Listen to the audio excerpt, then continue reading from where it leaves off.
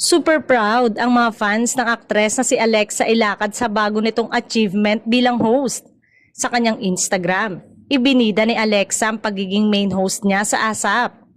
Embracing my new role as one of the ASAP main host, so very grateful for the trust and opportunity, say ng aktres. Inula naman ang mga pagbati si Alexa.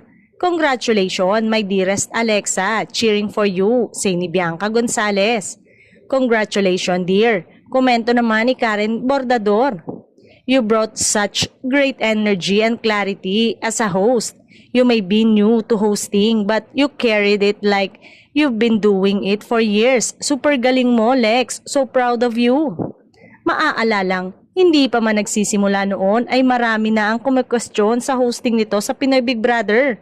Ayon sa ilan, may mas marami daw na mas deserving na kapamilya host o star na mas potensyal at hindi lamang nabibigyan ng chance ng kapamilya head.